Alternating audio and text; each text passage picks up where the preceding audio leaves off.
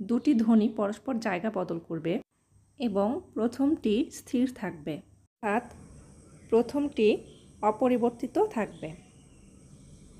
যেমন পিশাচ থেকে পিচাস।